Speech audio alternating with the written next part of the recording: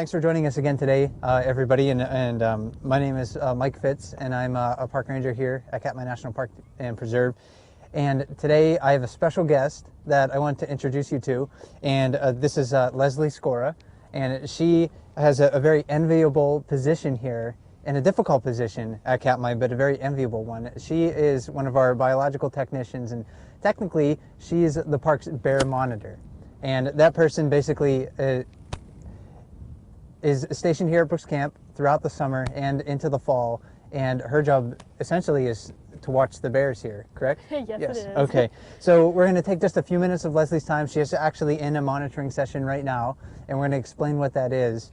But we're going to take a few minutes of her time to go through this process, learn a little bit about what she records and how that data is collected, and maybe how that applies to your bear watching experience on the cams here. So again, Leslie, thank you for joining us right now. And I'd just like you to tell us a little bit about your bear monitoring sessions. We'll just talk about the basics of it. So, for example, how long does the session last, and what type of data are you really recording? Okay, so most sessions last anywhere from 2 to 3 hours. There is, in the fall at least, a morning session from about 8 to 10, and then we'll push that back as the sun rises later and later. And then there's a sort of midday session that we're doing right now from 2 to 4, and then there'll be an evening session from, right now it's been about from 5 to 8 o'clock. That will be the 3-hour one. It's just to get a sampling from each part of the day, morning and midday and evening. And you're doing it at different locations as well. It's just not here on the lower platform, but you're also doing it from the cut bank at this time of the year. And then in July you do it at the falls, but you don't do any at the falls right now, though. Correct. Okay. Yep. And so you have these sessions for several hours each day, but let's talk a little bit about the data that you actually end up collecting during the sessions. We just had a bear, and you can't see it right now, but there's a bear right below us here. So if this bear has been around for a little bit, when it first appeared, what sort of data would you be actually writing down on your sheet in front of me here? So every 10 minutes I'll conduct a scan, and usually it'll start from upstream and continue downstream, and I'll be noting each bear that I see and what it's doing. So that bear just kind of jumped into the river right then, and I'd call that fishing. So I'd note it as fishing in this upriver sector that we've just labeled as Sector 4. And then I would try to identify it, or at least write a description if I couldn't immediately identify it. And then would move on to whichever bear came next.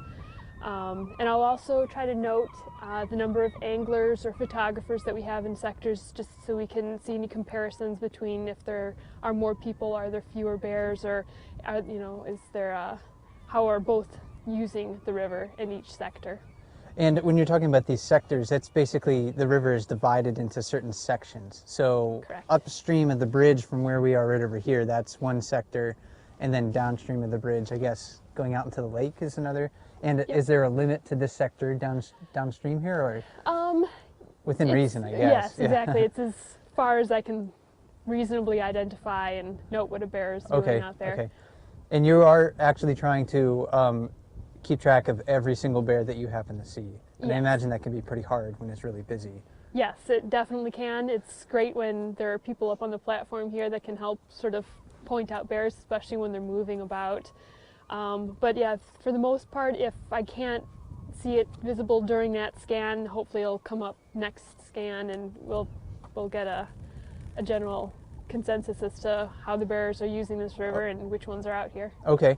And then, this is a question that we get asked a lot because we're, oftentimes referring to bears by numbers.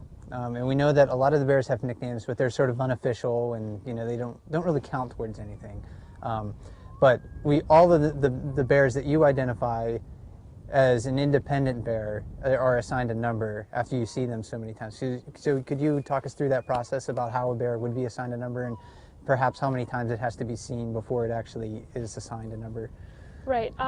This season it's been, if I've captured it during a scan in a monitoring session and can write a description and have photos of it, We've called that an independent bear that's worthy of getting a number. And this year we started in the 450s, so each year we'll go to a different hundred section.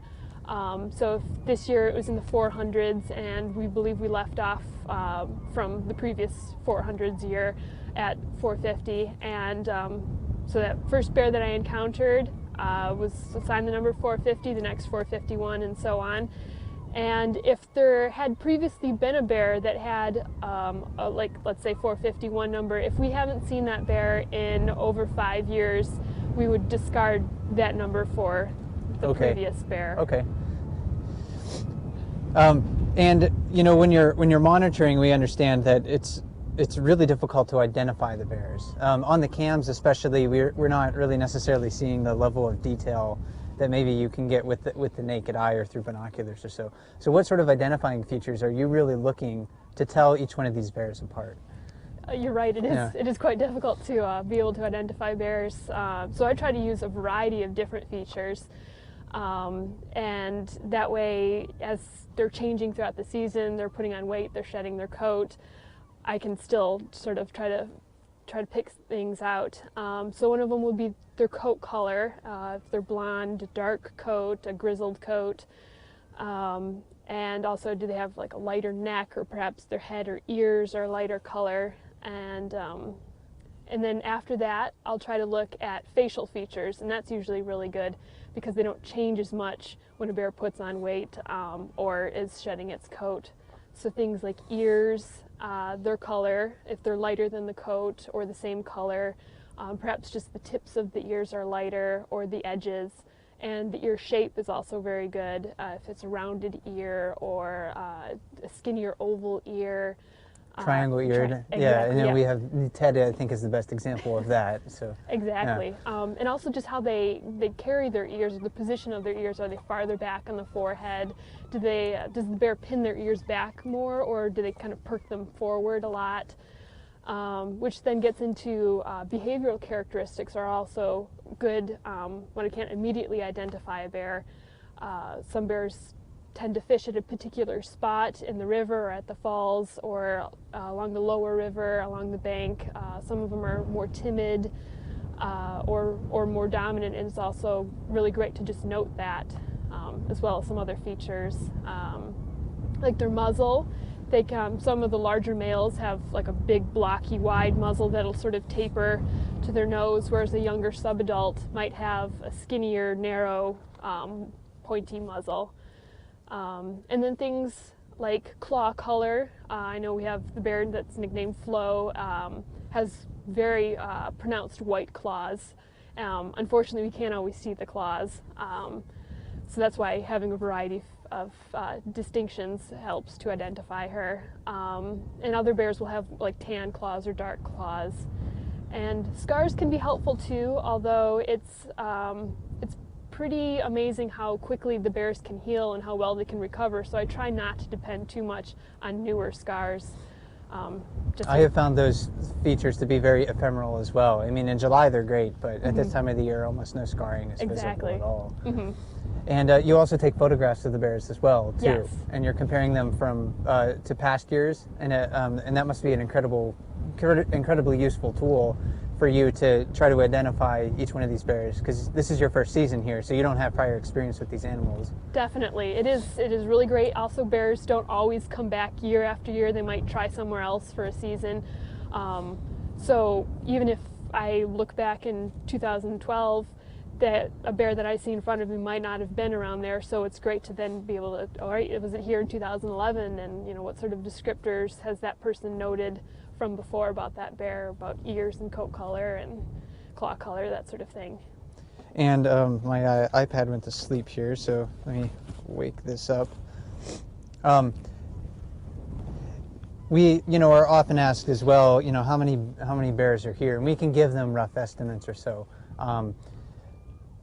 But if you can remember, and I'm not sure if you can remember off the top of your head, how many bears did you really sort of identify from July, independent bears that were using the river here? We had about 50 independent bears. Okay. And that's pretty normal, maybe a bit fewer than last year, where I think we had around 60. And this year so far, I'd say we're coming up close to 40 that have been able to identify, perhaps not put with the correct number yet, but at least are recognizable as individual bears. And in July, do you remember how many females with cubs we had? We didn't have that many. It seems like very few. Right. I believe we just had 2 sows with cubs. One had the 3 spring cubs, and then the other has the 3 yearlings. Okay, so very few of those. And those are, for many of us, those are the easiest ones to sort of track and follow, because those dependent offspring, you know, narrow down the number of bears it can be to just a very, very few in numbers. So I did have one you know, sort of last question for you, and this is kind of just a fun one. But what was you know, what your most memorable wildlife sighting this summer that's not a bear? Because you get to stand here on the river hours on end every day, and you know, I'm sure there are days where you don't want to do that. You'd probably rather be inside. It's chilly today. At least it's not raining or snowing. It probably would be cold enough to snow right now. But you know, when you're sitting in the tree stand at the cut bank, or you're at the falls, or even down here, what was really one memorable wildlife sighting that you had? It wasn't a bear, of course. Right. The bears are spectacular, but yeah, there's so many wonderful, wonderful things to view here. And I would have to say, I was able to see a pine marten, my very first pine marten sighting, at the cut bank stand. There was I heard a little rustling behind me. It sounded a little too small or too faint to be a bear, but still a very distinct rustling. So I looked behind me, and there it was, sort of peeping up at me, which was amazing for me to see. I had done a project back in college on pine marten. It was my senior thesis, and I had never seen them. I was just hoping to manage habitat for them in Michigan. So to be able to see one out here in the wild and have such a great close encounter, and then to sort of see it trot off and still look back at me was very amazing. It made my day. Yeah, I mean, there's so many things that make Brooks Camp special, and of course the bears are just one of those things. So, you know, if you're really observant while you're here, you get to see some really fantastic stuff as well. Yes. And again, I'm glad that you took a few minutes out of your day to talk with us and give us a little bit of insight into that process, because what we end up recording, or what you end up recording, and past bear monitors have done over really the past 10, 12 years consistently, has given us a remarkable level of detail about these animals, and that kind of makes the Brooks Camp experience here unique compared to a lot of other bear watching sites you can go to. There's a ton of places to go in Alaska to watch bears, but really no other place knows as much about the animals using those spots as we do here. And I'd like to thank you, and I think all the cam watchers would like to thank you as well for recording that and give us that information that we volunteer for you. Excellent. So, interested in doing that. Thank you for having me. There are a couple of questions that have come up while you guys Okay. were talking. Why don't we tag the bears? And in case they can't hear me, repeat the question. Okay, yeah. So why don't we tag the bears? And you know, you're feel free to jump in if you want to, but you know, here at Brooks Camp and in Katmai in general, you know, tagging really would only be done if we could gain some sort of novel level of information about these animals.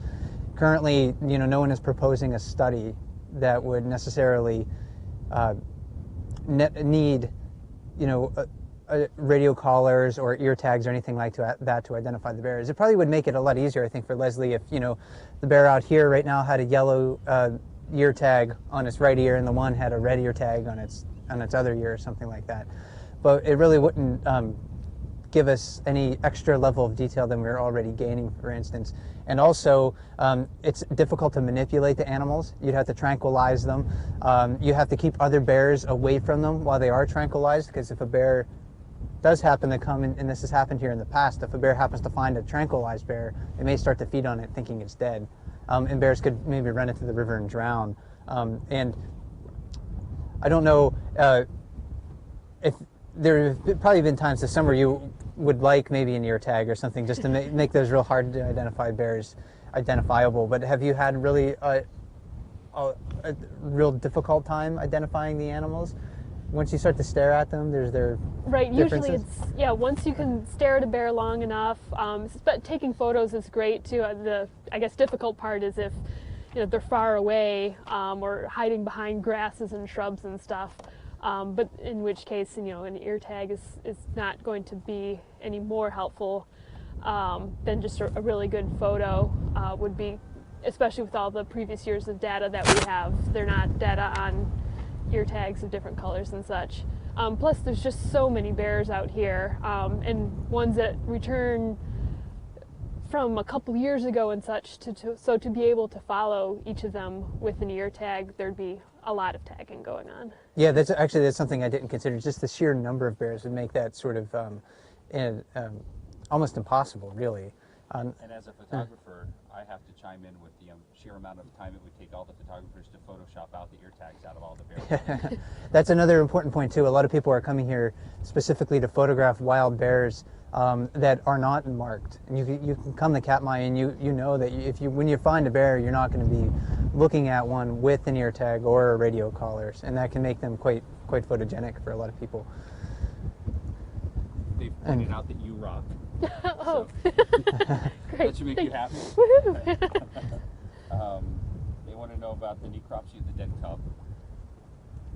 And I think that was taking place this morning. And yeah, I should. I'm not sure you can hear. Maybe. I Yeah, can stand yeah. here. So Roy was asking.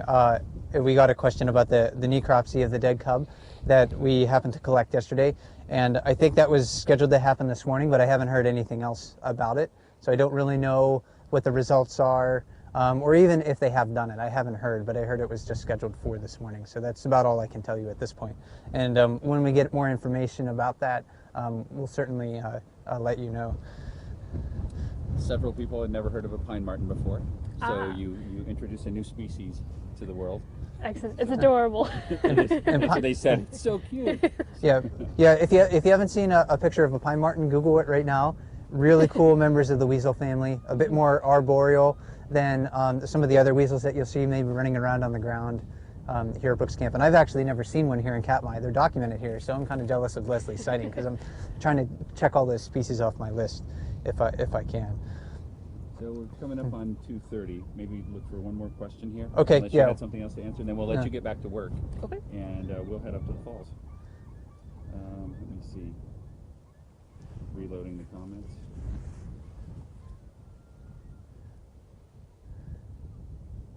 And when I'm looking around right now, I end up not seeing too many bears. Overall, it seems like this has been a fairly slow September. And looking back through the data, does it seem like we have less bears around right now compared to other years? From what I've gathered, I haven't gone through all of the data sheets from years past, but just anecdotally from what people have been saying, it does appear to be slow.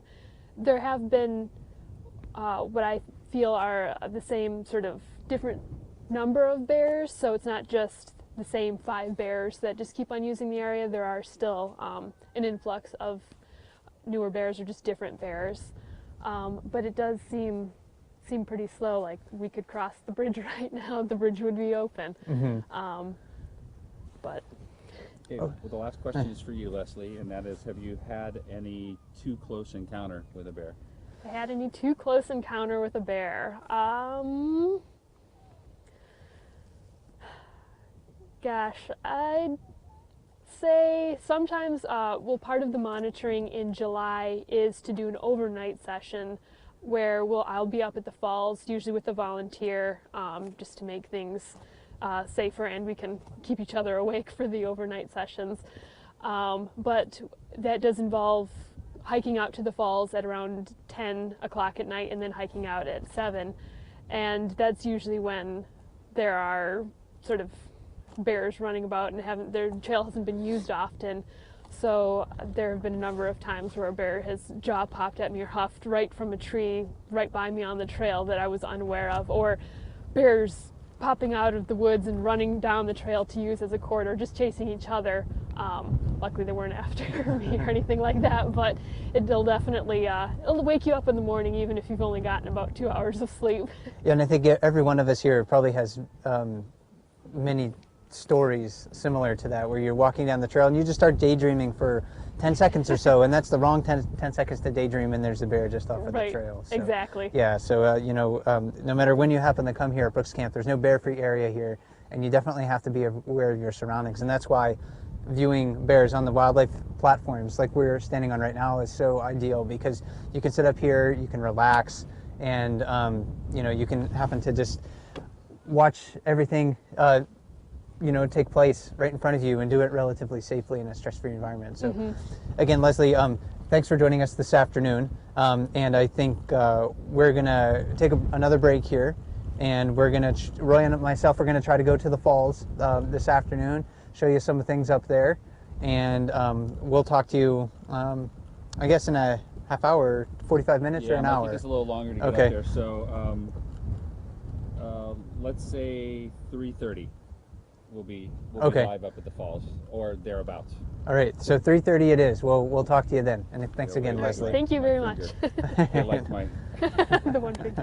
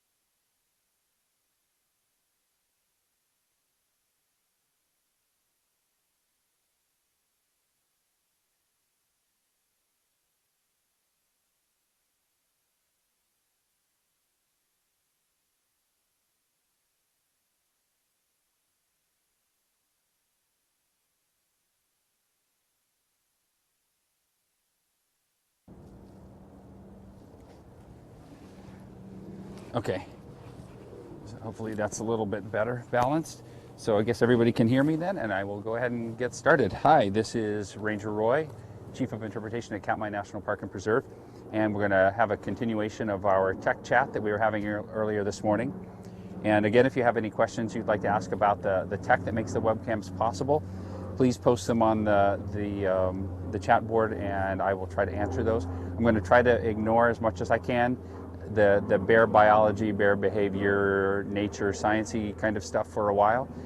And we'll get to that, don't worry, we'll get to that when we're done, but I want to finish up the tech side of stuff today while we're out here, because again, this is our last full day here at Brooks Camp. Mike and I will be heading into King Salmon on Monday afternoon after we finish up our Monday afternoon chat. And then we won't be back out probably until next year. So this is our last chance to look at the tech. And for the last few minutes while we were setting everything up and getting ready for this, we had focused on a couple of aspects of the technology that make the bear cams work. And above me, which is what we were last showing, you can see the solar panels out near Brooks Falls that power the system here. The structure that is behind me, we affectionately call the tree house. It is the junction of the trail to the falls, which goes directly behind me, and the trail that goes to the riffles, or the boardwalks, I should say, not trails, that go to the riffles and the falls. And this structure is where everybody gathers before they go out to those locations to observe the bears.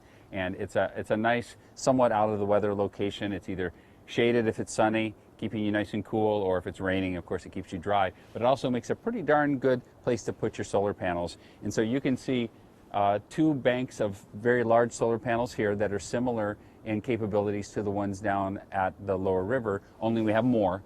This is there's much more power provided to this system.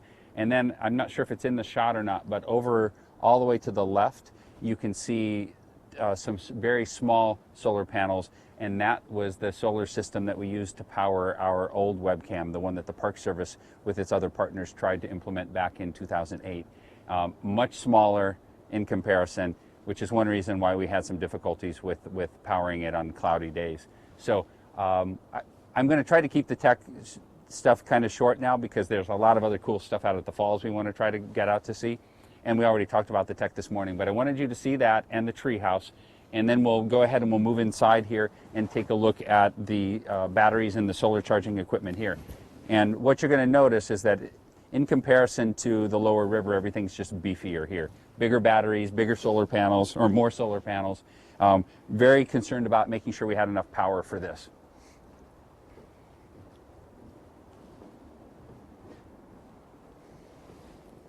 And I'll give Mike just a second to get it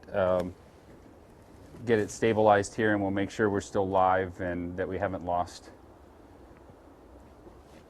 And I don't know if you got me in the shot or not. Yep, you're all in.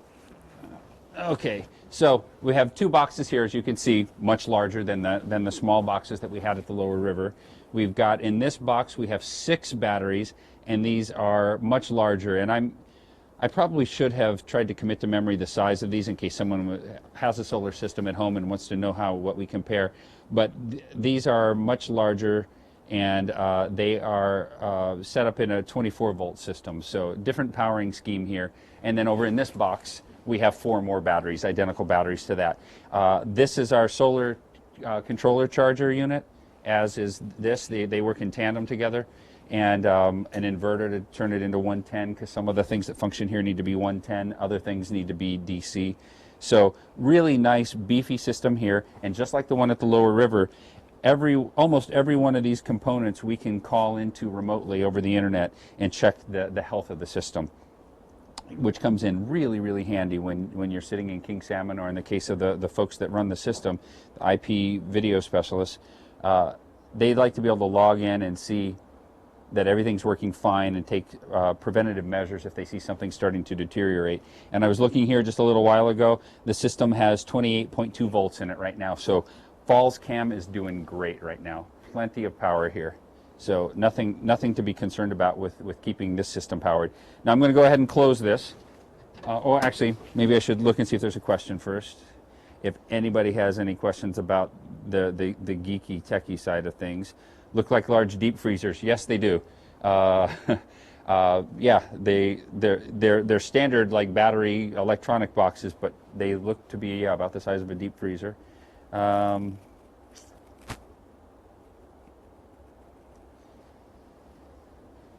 Let's see, when it snows, are the solar panels warm enough to melt it off? That's been a real problem with all of our solar systems here, is that when we get the snow, but even more importantly, when we get the hoarfrost, it stays on the systems too long.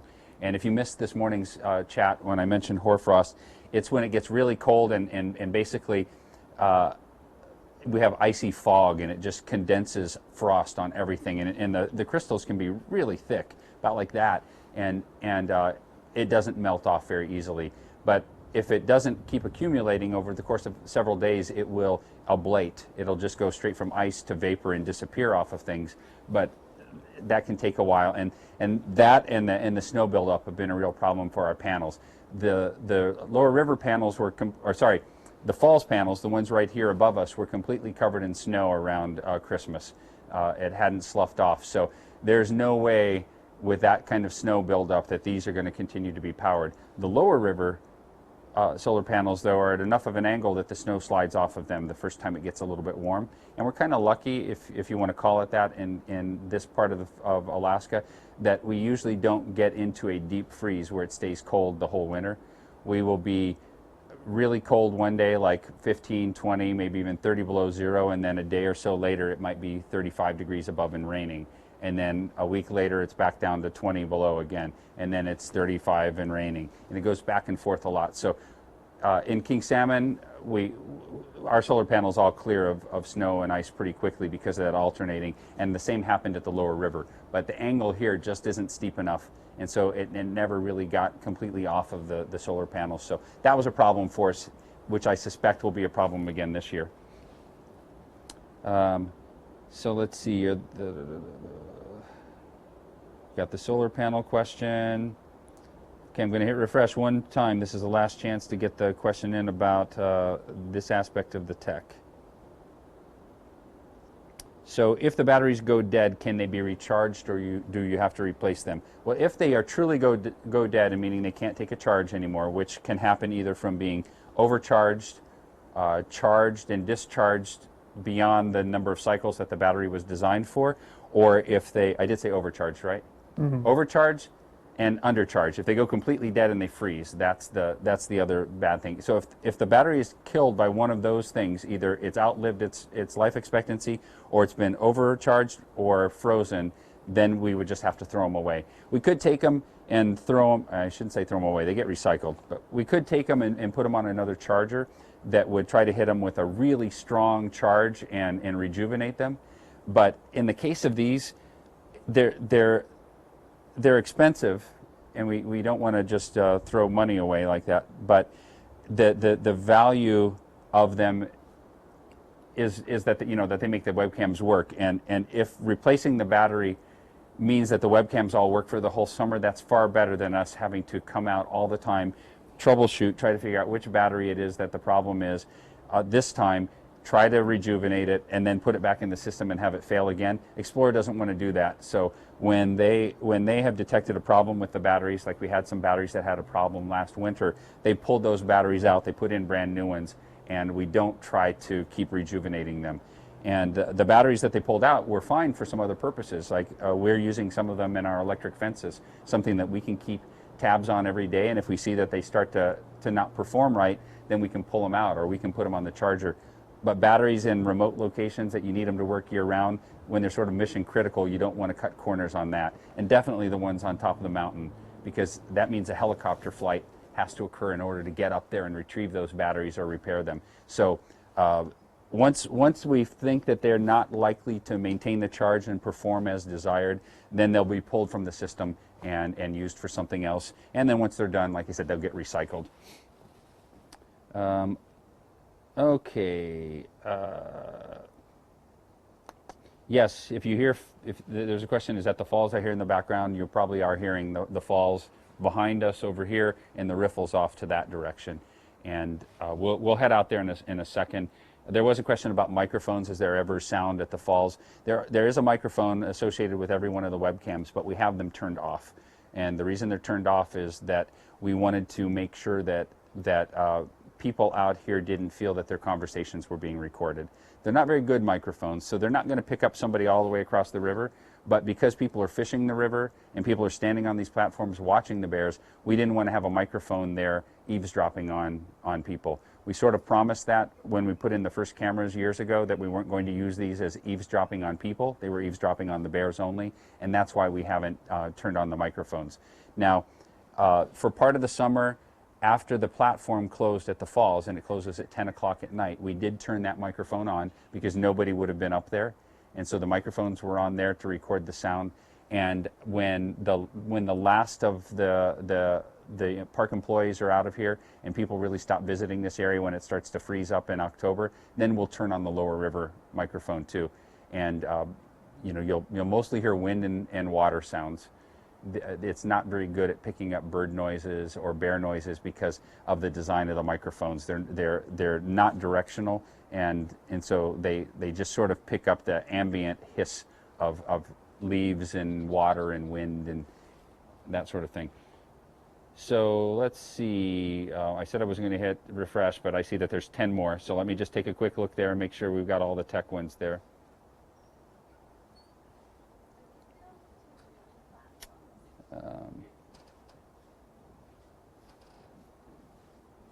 Okay, and I would tell people that are having a hard time the people that are having a difficult time getting the audio out of this chat, I would like to tell you how to fix it, but of course if you can't hear me, I can't help you. But I see some people on the chat are giving instructions, so if you could help one another out, that's great. Let them know about the mute button in the lower left-hand corner of the screen, or making sure their system sound is up and refreshing. That often helps.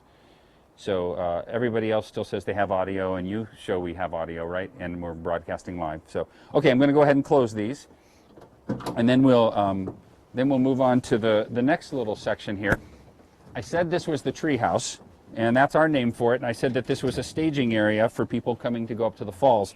And the reason it's kind of a staging area is that in July, it's probably making a lot of noise. In July, there are frequently more people wanting to go out to the falls and watch bears than the area can accommodate. We limit the number of people to 40 out there, and so oftentimes in July there might be 80 to 100 people trying to get out there.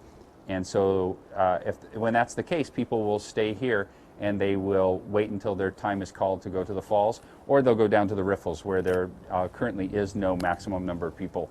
We haven't exceeded the capacity of that platform yet. And while they're here, a lot of people will just sit around and review their photos, but we also put some exhibits in so people could learn a little bit about the bears that they're about to see when they get out to the falls. So I'll just take a minute here and give you a tour of this. I wanted to start over here because a couple of days ago, someone asked on one of our chats, what do we think bears dream about? And if any of you were on the chat, my answer was, well, probably salmon. And that's what we were thinking when we put this exhibit together, was that the salmon play such an important part of the bears' lives that we just imagine, or like to imagine, that when they're taking a nap here on the gravel bar, that they're dreaming or thinking about salmon. And I know you can't read all this here, and I'm not going to read it to you, but here's a typical sockeye salmon size. So I'm almost 6 feet, just a little bit under 6 feet, and you can see the general size of the salmon. There are some that are bigger than this, and there are definitely some that are smaller, but that's average size, which is about 5 pounds of salmon, and it's about 4,500 calories per salmon. And I like these facts like this. That's equal to about 9 cheeseburgers. And an adult bear can eat 90 pounds of salmon a day. So when you hear us quote that periodically, this is what we're referring back to, the work that we did to come up with this sign. And I'll just give you a quick tour of this area. The first panel that you come to when you enter the tree house is one just describing basic bear facts. And the reason I want to come over to this one next is because we have another tactile thing here. So here's my hand next to a bear's paw, front paw. And this is a cast made of a bear on the Katmai coast. This was not here. It was in deep, fine-grained sand. It's a really nice cast. And some basic information on the bears. And then he's going to have to pick up the microphone to go into this other one. But I wanted to show you one more thing in here before we head out to the falls.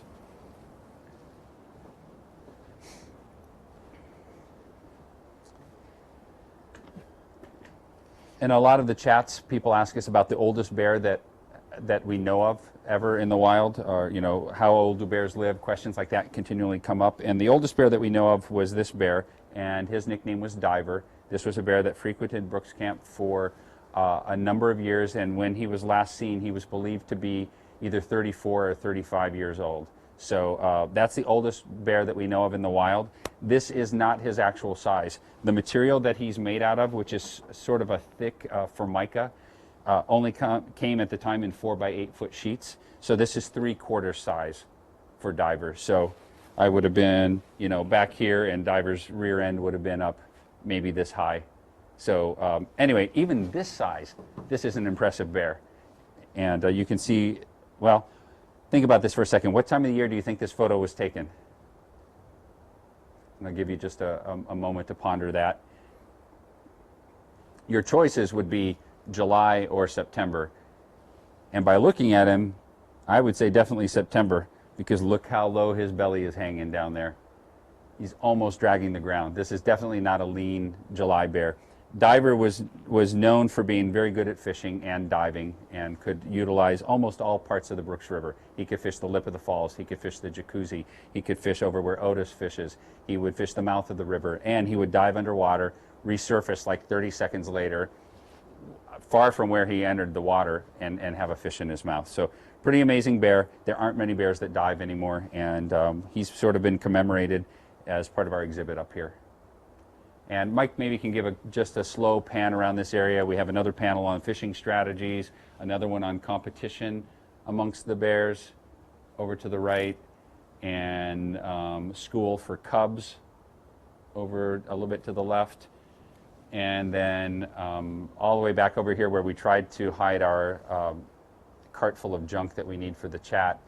Oh, and it is out of the frame. We have another one just on humans and bears together. So what we're going to do is carry the camera up to the falls right now and continue the chat from there. And I'm gonna carry the camera, and I'm gonna have Mike wheel the cart behind me. It'll get a little awkward when we get to a gate up here, where we've got to go through a metal gate that is designed to keep the bears off of the boardwalk. And so I may lose you. If I lose you as soon as we get out there, I will go ahead and I will fire everything up again. So bear with us as we make the transition out to the falls now. Yeah, I know. I said bear with us. It's a real occupational hazard of working here. The pun was not intended, but it's unavoidable.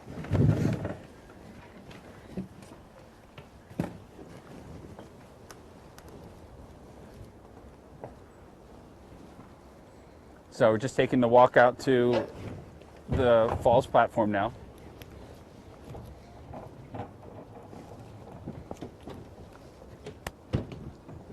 And the reason we have to bring the cart with us is that we are trying to keep an eye on the battery charge on the transcoder, the device that connects us to the internet.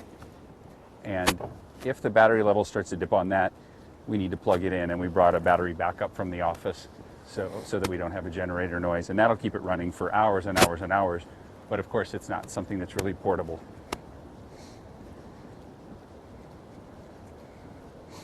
So I'm approaching the other gate that's here, and we have a gate. All right. So I should start by apologizing for our technical issues that we've been having. So thank you for bearing with us. And I actually neglected to mention to where we moved to. I originally said in the chat, I just posted a really quick message about how we're going to move back to the treehouse. And we did move back to the treehouse, but we decided to move out to the other viewing platform that we haven't shown you yet, and that's the Riffles platform. So we do have the Riffles cam located just off of the railing over here, right behind me, and we sort of sacrificed this one during the past week and a half or so to have the underwater cam, because there's not really a particularly high level of bear activity at the Riffles right now. Bears will be moving through, but they don't tend to stick around for long periods of time right now. So we ended up through exploring, switching the feeds so that we can have that underwater cam feed. So this is a really nice location for people to come and to just, you can still see the falls, but you're not right on top of the falls, and you get to see different bear activity here as well. So it's a really popular place just to sit and wait for your turn, maybe to go to Brooks Falls. Or if you are feeling a little crowded up at Brooks Falls, you can always come down here and maybe relax just for a little bit. But I did realize that there were some questions that I've been trying to get to for a little while now, and I'll try to answer those fairly quickly. And one of the ones that I was answering, I think, when I got cut off up at the falls, happened to be if there were any rogue bears or problem bears that moved into the king salmon area. And every year, as I was mentioning before, bears in the king salmon and Naknek area are killed in defense of life and property. So that happens when a bear starts destroying property, for instance. Maybe it becomes a threat to people. And residents or really anyone in the state of Alaska has the right to defend themselves in those situations if they feel need be. I really do hesitate to call a lot of bears that are getting food from people to be problem bears, though, because it's really not necessarily the bear's fault. The bear is just making a living in the easiest way it knows. And if we provide opportunities for bears to find food and get access to easy meals, then people are really the ones at fault. So we have to be ultra careful to make sure that really doesn't happen. So we don't leave pet food outside. We don't let bears have easy access to things like dumpsters where they're going to get easy access to food. But unfortunately, it does happen, and it does seem to happen every year. And I think another question that I saw earlier in the queue, and we're not going to get to all of them, so again, I apologize, and we'll try to answer as many of them as we can afterwards in the next few days or week or so. But another question that I did see in the queue was, do we have any plans to expand the Falls platform? And currently we do not have any plans to expand the Falls platform. We could easily build just giant grandstands up at the Falls, and you could maybe seat 100, 200 people at Brooks Falls. We realize that right now it is crowded up there in the middle of July, and if you haven't been here to experience it in July, you do have to wait your turn during the middle of the day to get out to Brooks Falls, because there's such a high demand to go to the Falls platform, and the Falls platform only holds 40 people at a time. But we do need to consider not only the experience of people coming here, but also the bears as well too. If we ended up putting grandstands up there, for instance, or expanding the falls platform, that could have an impact on the wildlife that maybe we don't anticipate right now, a negative impact on the wildlife. So right now, we seem to have a lot of bears still fishing at Brooks Falls, and many of them don't seem to mind having 40 people and 40 camera shutters pointed at them at any one point in time. So we don't really have any plans at the moment to expand the falls platform. And Roy, I know you've been scrolling through the comments over the past few moments or so. I didn't know if there was anything else that you saw in there that we could address, or maybe we could wrap things up. Mostly, you don't have to keep walking away. Mostly the comments have been no sound, no Okay, sound, no no sound. sound, All no right. sound. So I'm trying to get through those to see how far back we get. And now I'm past those. Somebody did ask, with the construction of the bridge, were we planning on adding more rooms at the lodge or the campground or anything like that? And the answer to that is also no. There are no plans to expand the operation here at Brooks Camp. The demand is there for sure. In July, we could probably double or triple the size of the campground and the lodge and still sell out all the time. But as Mike said, we have to strike this balance. And if there's ever a decision that needs to be made, whether or not it's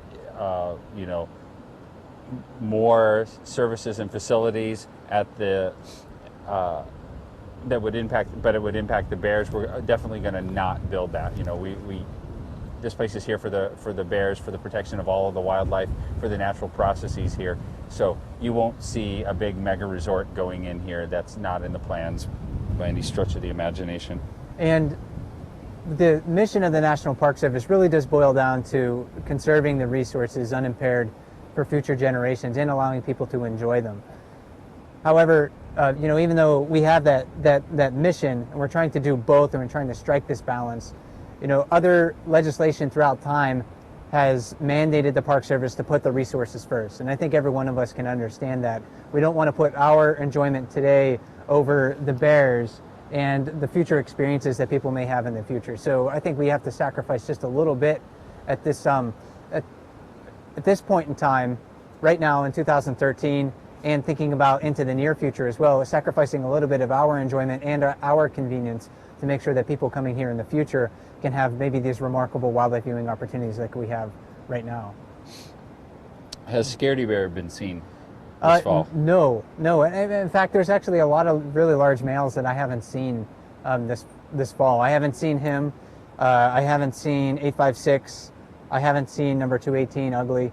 And those are bears that typically we happen to see by this time in September. So Leslie did say that she's probably only counted about, I think, what did she say, 40 bears? I can't remember off the top of This my September, head. about 40. Yeah. About 40. So in past Septembers, we've seen more bears, but she still has a long way to go in her monitoring sessions before she stops those. And that will be, around October 5th or October 6th or so.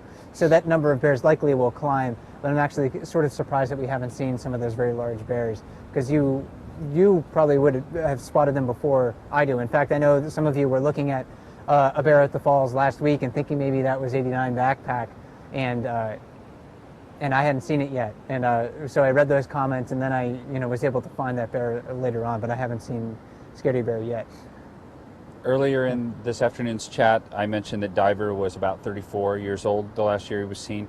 We have a question: how old is Otis, and how do we know how old a bear is? So yeah, with 480 Otis, he actually is probably in his late teens. We don't have an exact estimate of his age, but it's probably about 18, 19, something like that. When he was first really identified and classified during our monitoring sessions, it was back in 2001 when he was first classified and identified. And he was a borderline adult bear at that time. He could have been a subadult, could have been an adult bear, so maybe 4.5 years old, 6.5 years old, somewhere in there. We don't really know for sure. But he was an older subadult. That's about all we know. So that would put his age into his late teens right now.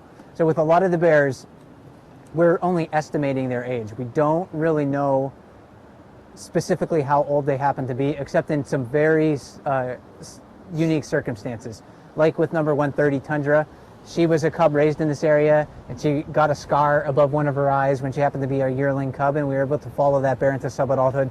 Number 89 just happened to be a very recognizable bear when he was growing up from a cub to a subadult bear. Most of the bears, we just have no idea if they were raised in this area, how old they happen to be. We can tell that they're a subadult bear, so they're 2.5 years old to 5.5 years old. In many cases, sometimes we can see if they're young or they're old, but otherwise we really don't have much of an idea of their exact age. But we try to estimate at least. And I see you brought your bear spray over. So one of the questions was, do rangers carry bear spray? And we provide bear spray to everybody that successfully passes the training, which is everybody. And some people carry it with them all the time. Some people carry it with them only when they're going in areas where maybe there's greater risk. I usually don't carry mine around camp unless I know I'm going to be going out and trying to move a bear down the beach further or away from the bridge. And I think you're probably similar too, right? You don't have it on you every day? No, I don't. No. When I go hiking alone, especially if I'm going bushwhacking, I bring it with me. If I'm going up on Dumpling Mountain, I'll bring that with me. When I walk the river, I have it with me. And you wear it someplace where you can get to it easily, on your belt, maybe on your backpacking strap. This is not something you pack in your backpack because you need to have quick access to it when a bear approaches you. And you, I'm not gonna, well, maybe here, you can hold that.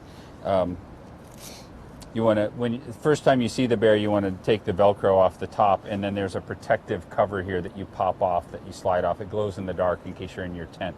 You use this when the bear is close to you and charging you. This is not deterrent. You don't spray down like bug spray. You don't spray around your tent with it. You wait till the bear's charging at you, and it's like your last line of defense. And when the bear's right in front of you, that's when you'll blast it.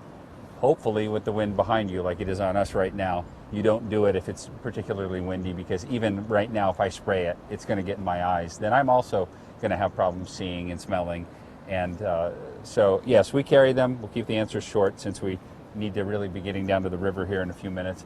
But we carry them. It has been proven, maybe not scientifically, but over the years, people using bear spray versus people using guns, this has a greater chance of deterring the bear than using a weapon, because most people cannot hit the bear in the kill zone on the bear with the bear charging at them and they're fumbling trying to get their gun out. And if it's a gun you can easily get to, it's maybe not powerful enough to kill the bear. I mean, it takes a really, really big handgun to be able to take down a bear.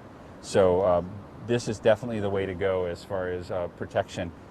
But I've never had to discharge mine. Have you? No, I've never even really thought about it. Yeah. And you know, here at Brooks Camp, the bears do show a high level of tolerance towards people. And I think if I ever have to use bear spray here, I've probably made too many mistakes already.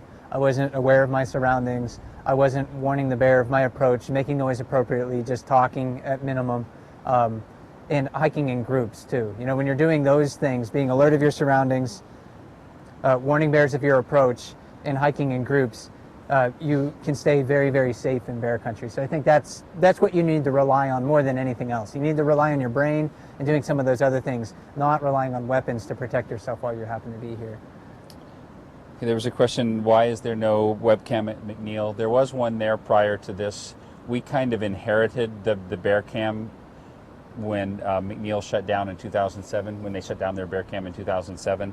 That partnership that we had with the Pratt Museum in Homer was an existing partnership that we joined, where Pratt was partnered with McNeil, which is a state game sanctuary. And they ran the camera there for a number of years, but logistically that was very difficult too. As hard as this is, it's a lot easier from here in many ways. So that's why there's not one there, and why we have one here. There was another question that I thought was a really good one. There are lots of good ones, but we just can't get to them all.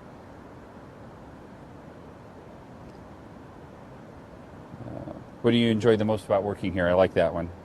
I really like, well, watching the bears, I guess. I really enjoy exploring the volcanoes. One of the reasons why I wanted to be a park ranger is because I can, in many cases, get to live within a national park, and that's sort of a real benefit that I have. So in the summertime, I get to live in the middle of Katmai National Park, and I have great access to these remarkable wildlife viewing opportunities, great access to exploring a place like the Valley of 10,000 Smokes, and we don't really talk too much about that on the Bear Cam, because that's volcanoes, and we should talk about that. And this winter, maybe I'll put some things online to give people a better understanding of what that place is if you're not familiar with it. But if you really like, volcanoes, and you really like bears, and you really like watching salmon, this is probably the best place in the world, one of the best places in the world to actually do that. And in July, for instance, I'm out almost every evening watching bears, because this is such a unique experience. It's such an enjoyable experience for me to get to know these bears on an individual level. When we were talking with Leslie earlier in the day, when she's collecting that data, that allows us to know a lot about these bears on an individual level. And it really does make sense in many ways to talk about them as individuals, because they certainly are. They're different not only in their appearances, but their dispositions, their behaviors, and everything like that. And I really enjoy getting to know that quite a bit. And I don't know, I think Roy shares, many of those similar things as well. But I came here for volcanoes, really. I wanted to see the Valley of 10,000 Smokes. I always liked bears, but Valley of 10,000 Smokes was the real draw since I was a little kid. But it's the bears that make it they sort of sucker you in. Impossible to leave. I was just laughing because the last question that came in that says that you look like a younger version of me. Oh, I do? Okay. Are we related? No. No. No. So let me see, maybe one more question here, because we really do need to get down to the lower river and start taking that underwater camera out. And when we get down there, we'll set the camera up, but I don't think we're going to do a full chat down there, because we need to focus on trying to get it out. And whichever one of us is not in the water needs to be paying attention to the bears around, so that the person in the water gets stuck. And I think it's going to be me in the water. I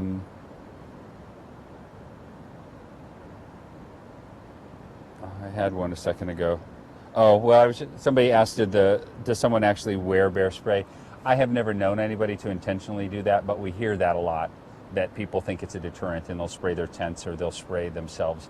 So, and I've seen it on TV shows too, where they've sprayed themselves down with it. So, no, I have never seen it, but I know people that have accidentally sprayed themselves. They sometimes go off in vehicles. They've gone off in one of the employees' pockets. He put it in there, and it's very irritating too. It's burning. It's peppers. It's highly concentrated essence from peppers. So it's not a pleasant thing to get it on your skin anywhere. Yeah, get the hottest pepper that you know of, juice it, and then just dump it in your eye. That's kind of what it's like. That I've been told. I've never felt it, but I've talked to people who have had it on their skin or in their eyes, and they say it's just debilitating. It's really not a pleasant experience at all. Okay, so I'll sort of two quick questions here, and then this will be it for the night.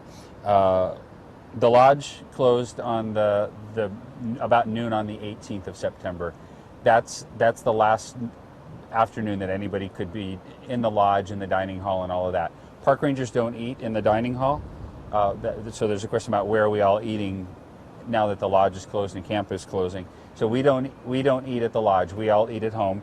We are allowed to eat at the lodge, but it's expensive. So, I can buy a lot of food for a lot less money than I can afford to eat at the lodge. So that's a special occasion when family or friends come to visit.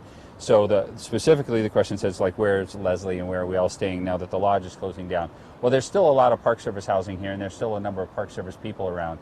And so they will all be concentrated in one area as we close down other parts of Brooks Camp, making the place winterized, getting the place winterized. So, you keep hearing us say that we're going to be heading out of here tomorrow. We're not by any means the last people to leave. There will still be people here for another 3 weeks, including Leslie and people helping her do bear monitoring, the maintenance guys, law enforcement. So there'll be a bunch of people around. You'll probably see them on the cams. One of the last things you will see human beings doing out here that are Park Service human beings is removing the bridge. And as soon as we know what day they're doing that, we'll let you know, because that's a really fun thing to watch. And with that, I think we will go ahead and sign off for now. And again, thank you for sticking with us during the rough technical times.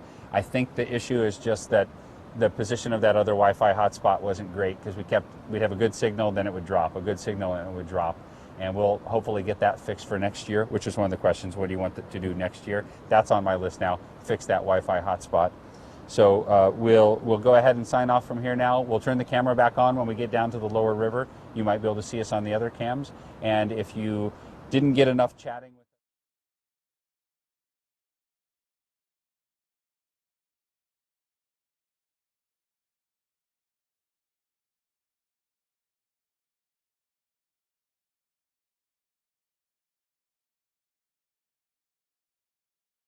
you might be able to hear me now. What I'm doing is traveling down the length of the bridge, snipping some zip ties off where the cable was tied very tightly to the floating bridge. We wanted to make sure when we installed it that there was nothing flapping around that the bears would find interesting in when I try to come and investigate. So, snipping these off, being careful not to leave them into the river. And I have not lost any into the river yet, but I lost one. It snapped off and shot under the bridge and I can't reach it. So far, only one bit of garbage is unretrievable. And so now I'm at the box here. And Mike is on the bridge and he's manning the camera and also taking the junction boxes apart. Attached. And I'm going to continue snipping on over here. Finish this up. The water's pretty cold, as you can imagine. 2 weeks ago, when we did our chat up at the falls, we measured it, and that day it was about 53 degrees. I would expect that it's a little bit cooler today. My toes are completely numb. I don't have insulation on. This is a dry suit for rafting or diving. It's not really suitable for spending a lot of time in the water without proper insulation. So if I were going to be in here for a really long time, I'd have neoprene booties and things like that on to make it a little more comfortable. But for the purposes right now, it's going to get the job done. I know that just on the other side of the river, I've got a nice warm cabin I can retire to. And directly beneath the camera, which you can't see, is where the underwater cameras are. And when we get all these cables untied here, I will hold it out and show you what they look like, and maybe talk briefly about our plans for next year. So you just want these cut, right? Well, we need both sides Okay, we need to pull cut. all of it out. Let me so they were connected to each other. But these were connected. yeah, you're just gonna have to cut Okay. those. I don't know if Okay. Tim put them all together, so Tim can put them back together again.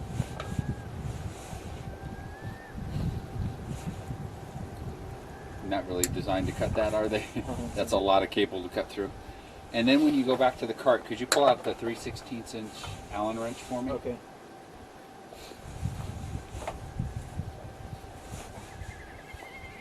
And we do have a bear coming down river. It's at the trampoline trees right now.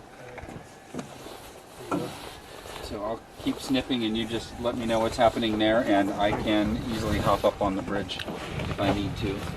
I've done it before. So now I'm cutting the cables that are directly attached, cutting the zip ties that are attaching the cables right where the camera is mounted. There's a bunch of them here.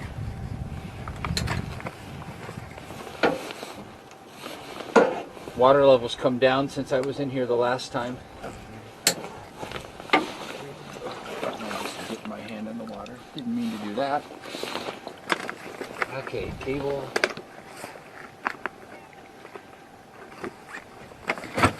Oh, we are going to have to take this off. Okay. I thought we could take off just I thought it was all one piece, but now I see how it's mounted again. Okay, so I can't do this until I get the cables out of the box. Okay, we're gonna, these are the trees upstream right here. They're attached here.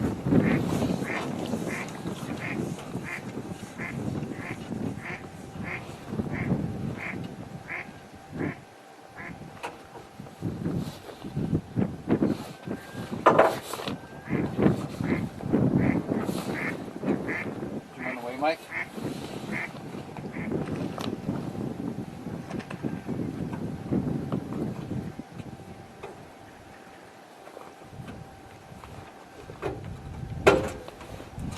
So the bear came out of the trees, almost at the platform now. Sit almost to the platform? Yeah.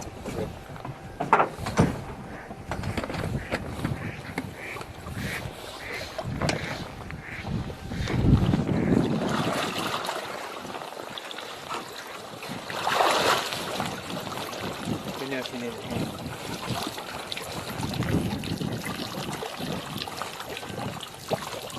With the water draining out of my little pouches.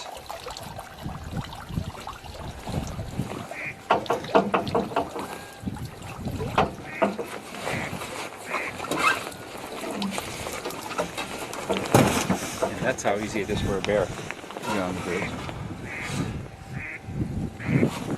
So we'll just stand here for a second, and we're kind of stuck on the bridge, which is not a position we want to be in, but it'll work for our short term here. Are we still broadcasting? Can you tell? Our screen over here is black, Is but it? all the lights are on. Okay, I think we're okay. And I can check the iPad.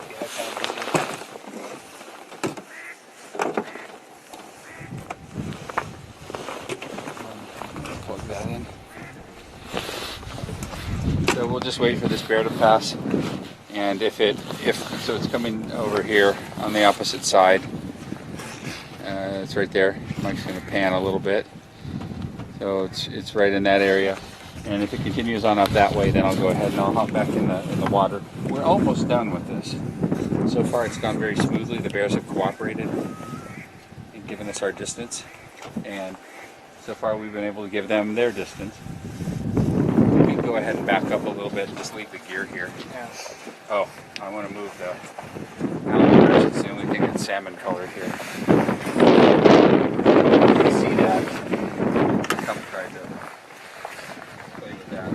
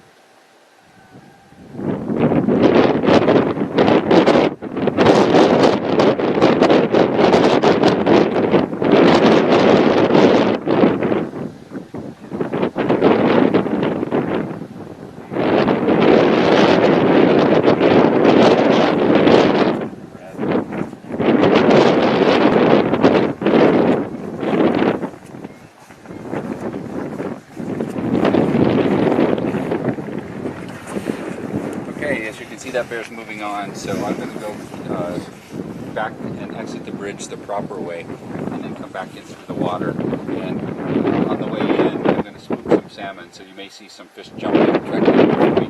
There's quite a few of them down in this area paired off, and there are some reds in there. So if I'm walking along and you see me suddenly get shorter, it's because I've stepped into one of the reds, and maybe Mike will be able to pick that up on the camera.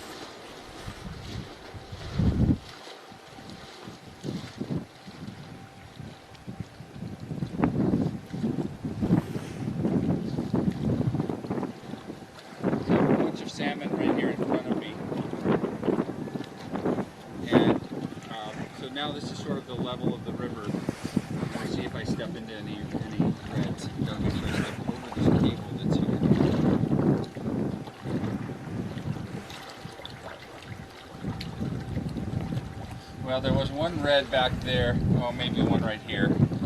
I stepped down a little bit. You don't have to worry about me walking on them. That doesn't seem to affect the eggs at all.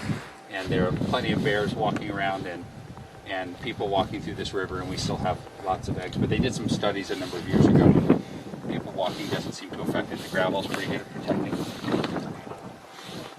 So, Mike, you want to feed me the cables through? Sure thing. Here? Oh. You're going to have to get I a found screwdriver Okay. and take those off. Oh, I see. Okay. I missed those before, sorry. They're not actually very tight. Oh, and then those are all disconnected.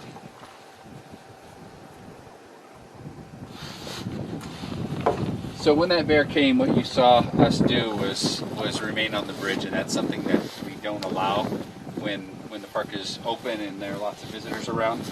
Nobody gets to stay on the bridge because the bridge is not bear-proof. Bears can climb over it, bears can tear through the railing, and we don't want to get people stuck in the middle. And sometimes, especially in September, you could be stuck for quite some time waiting for all the bears to clear out of the area. So we don't typically allow that. However, as part of camp closure, we do have what's called a superintendent's order in place. And the superintendent's order allows us to operate and do camp closing kind of work. And we also have this for camp opening, where if we have suitable safety equipment with us, like we've got our pepper spray with us, there's 2 of us, and we're in uniform and it's part of work, that we can relax our distance regulation a little bit for the purpose of getting the work done quickly. Because if we had to stop every time, sometimes of the day when we're out here trying to do work, if we had to stop every single time a bear came by, we'd never be able to close camp. It'd take 6 months to close camp. And so that was an example of that, where the bear wasn't quite 50 yards away and we didn't leave the bridge and try to go up on the platform or all the way across to the other side. So we stayed on the bridge. And anyway, I just wanted to explain that so you weren't thinking that we were doing something illegal or horribly stupid, because it was really neither. Could you hand me the? Oh, actually, I'll pull the. Oh, the cables are out of there. So yeah, yeah. I guess I need the 3/16 inch Allen wrench. Okay. And what I'm going to do is pull off the underwater camera first.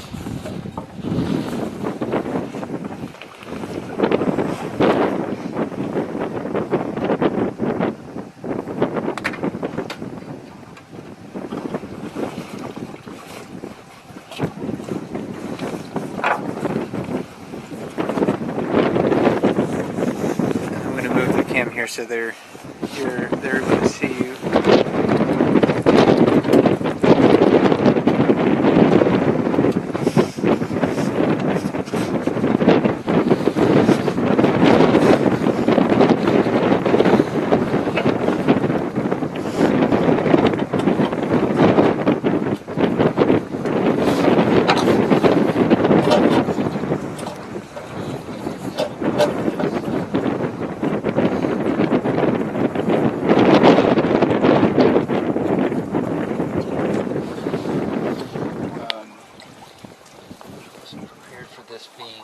Inside where you can't really see it very well.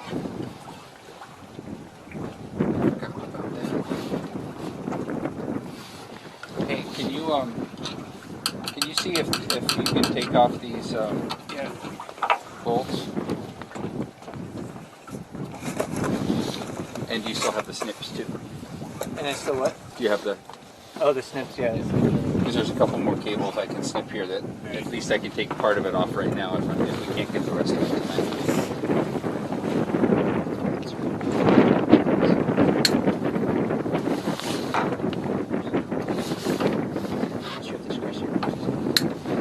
Oh no, use the socket set. Oh, I didn't see the socket. Did we not get a socket set? I thought there was a box. Maybe I left it in the shop. Let me look again. I didn't think I saw it. Not that box. Okay. It wouldn't be in the dry bag box, would it? No. Okay, so I left it in the shop. All right. Well, that was a mess up. So you're not going to be able to get it with the crescent wrench, I know that. Because it's going to be tight. So let's see. And We do have, looks like a sow with the spring cubs now on the point. I'm going to pan to that real quick just to show everybody.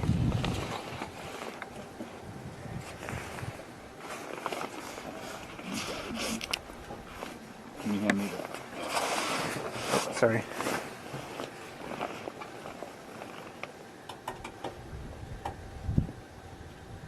So I can't tell for sure. I don't have my binoculars with me, but it does look like number 402. Okay. So here's the underwater housing. Alright, so Magpie. Hey guys, what you doing? yeah. Will you hold this? Sure thing. Because I have a cable I wish I missed somewhere. Oh, they didn't come out of that.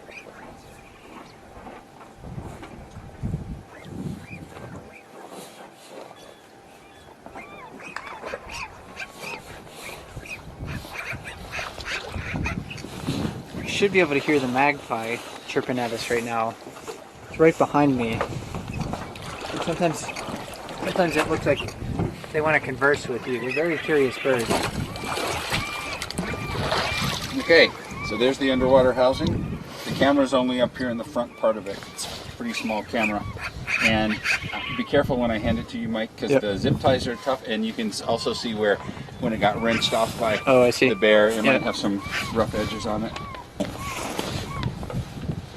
And you can just put it on the deck for now and worry about the dripping later. Man, I'm not sure. I wish I'd paid more attention when they were installing this to know exactly what it looks like.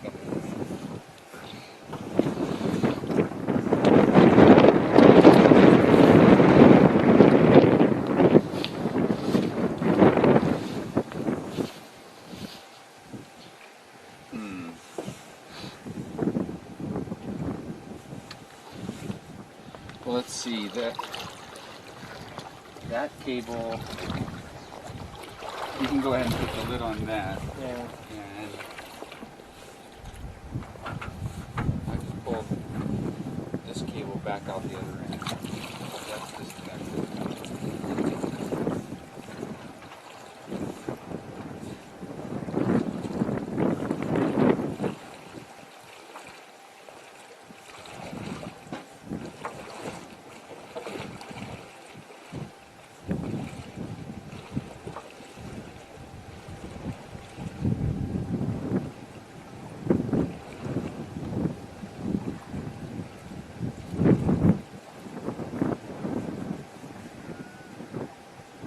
So right now Roy's walking back to the bridge. He's probably almost at it right now.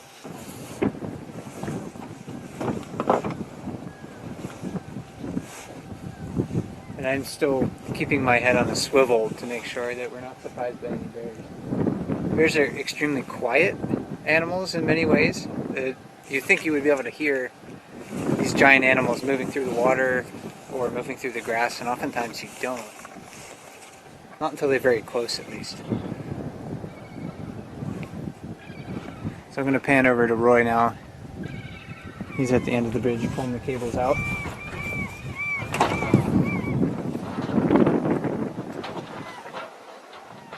And I'm just going to leave it like this for a moment. There's still some remnant zip ties and everything that I need to get off the bridge, so I better do that while I have a chance.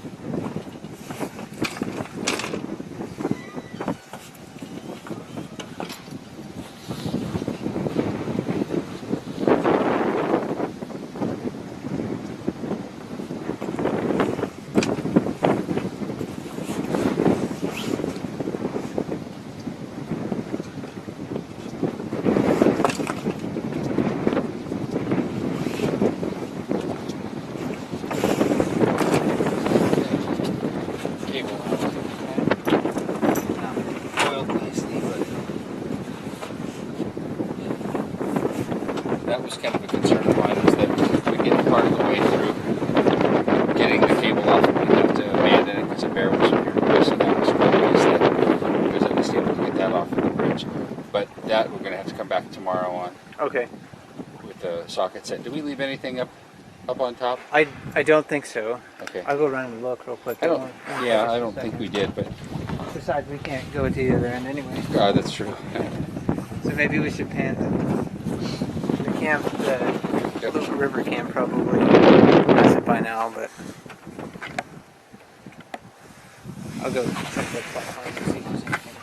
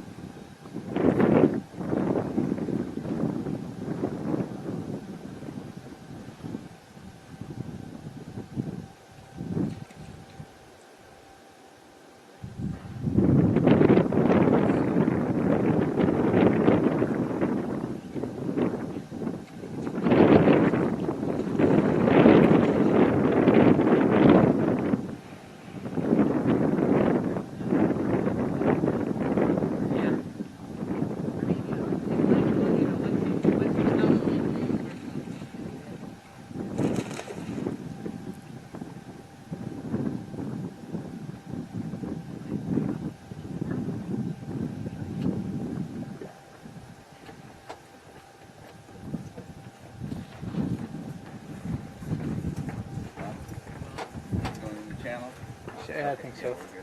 So everyone, I think we're still live, but what we're going to do is we're going to turn our camera off here for a little bit, and we're going to pack up, and we're going to try to get across the bridge while we have an opportunity. The mother with her 2 cubs over here is just far enough away from us for us to work, but we still need to pack up a few things here. So we're going to do that, and we will talk to you tomorrow at 2 p.m. Alaska time at minimum. So please join us then.